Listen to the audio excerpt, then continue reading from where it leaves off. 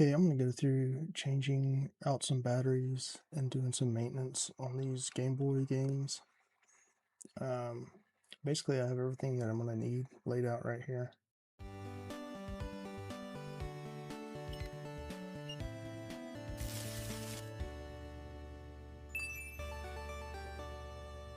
Going to need a game bit and a tri-ring screwdriver. And a lot of times, if you don't already have one of those, you can actually get the battery kits off of Amazon. And it'll even come with the game bits and the screwdriver for these.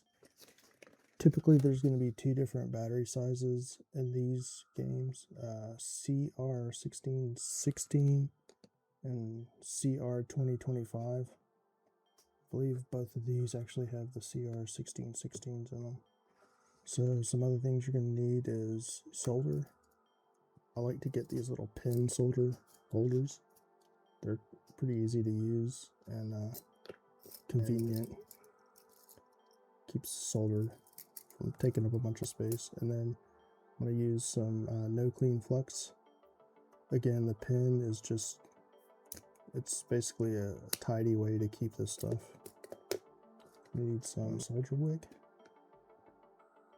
Just some 99% IPA is what I typically use to clean. If you're going to be doing the pins, if you're going to be cleaning them, I usually use the 1-Up card, the 1-Up card fluid, and deox it.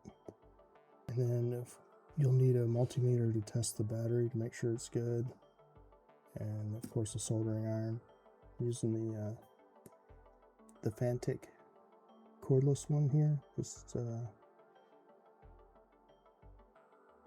use for this. It's convenient. It's good if you don't have a soldering iron. You can get one of these. They're not too expensive for cordless. This is Game Boy Color is going to take the game bit. I believe it's 4.5 game bit.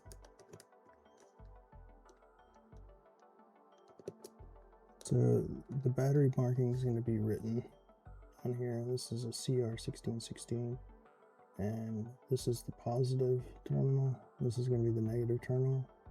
Make sure you check that on your replacement batteries to make sure that you put it in the right way.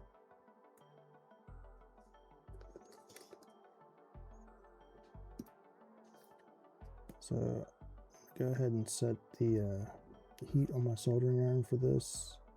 These pads are pretty big, so I'm going to have the heat turned up to 570.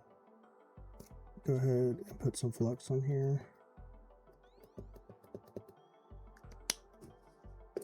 And typically I'll use a little bit of fresh solder as well.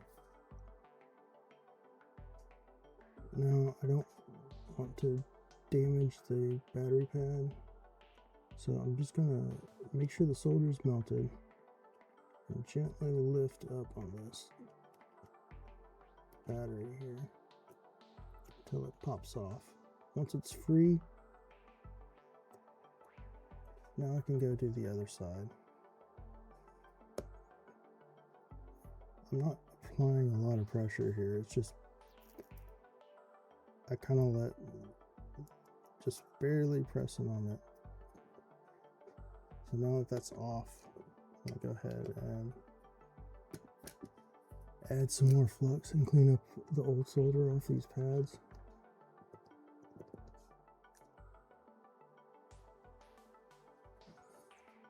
And again, I'm going to make sure that the terminals are correct. And this battery, I don't see a marking on it, so I'm going to verify that the terminals are correct with the multimeter.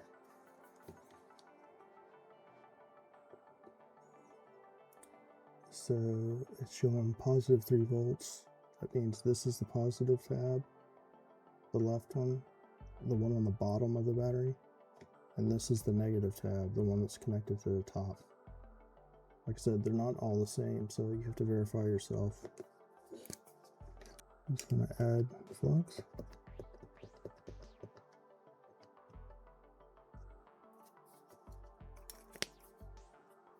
I'm going to go ahead and load up the tip of the soldering iron.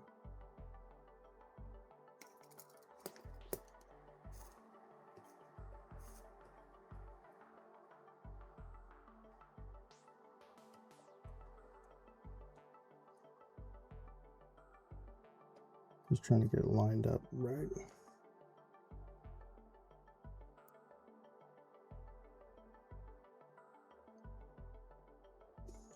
This side, it's lined up.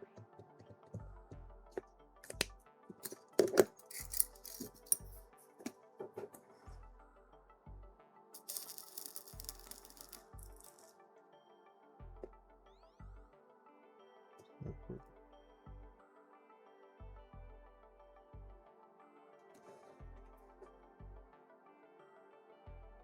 3 volts, it's good.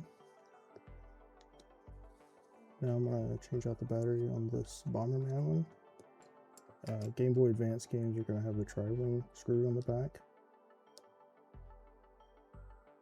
Okay, so these batteries in the Game Boy Advance games are usually sitting over the ROM, so you want to be very careful when you're heating these up. You don't want solder to splatter on any of the pin legs.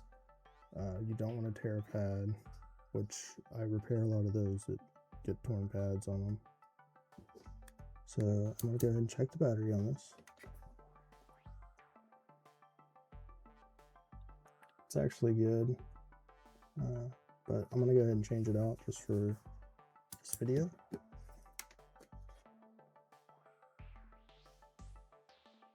It's indicated right there which battery it is. It's the CR1616.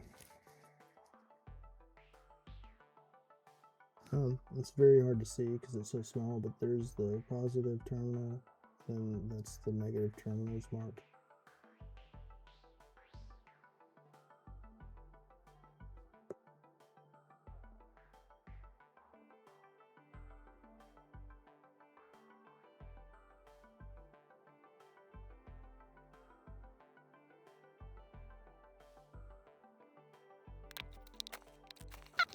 Go ahead and clean off these pads, and again I'm going to be careful not to accidentally touch any of these little tiny resistors or capacitors on here.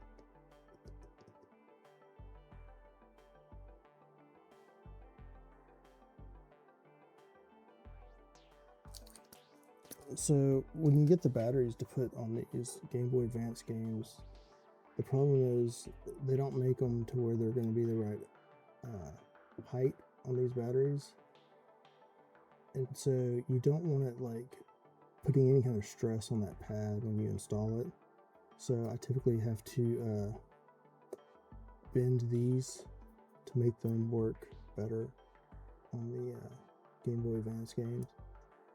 So just use my tweezers, and I'm going to make it to where it has a little bit more height to it, so it's not resting directly on the ROM chip.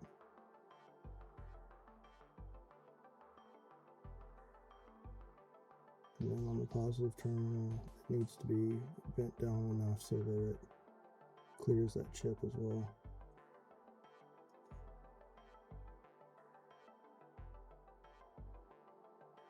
Right. So it's going to give a little bit of a raised legs on there.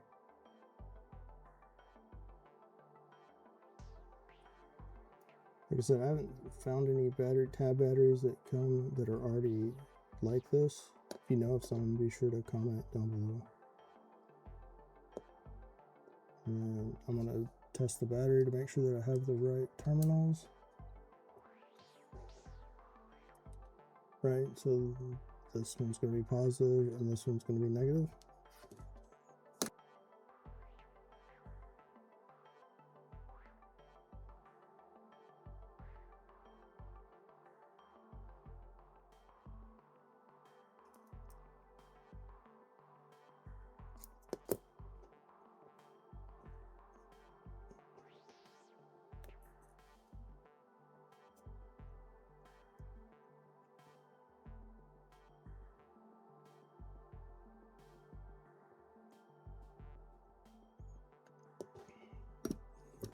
Like I said, you want to make sure like no solder splattered onto the pins or anything.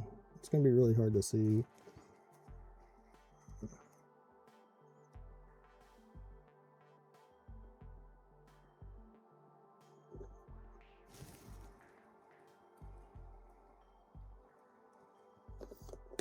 And then I'm just going to come in and clean that up a little bit. Get the It looked like it had some of the old flux still on there.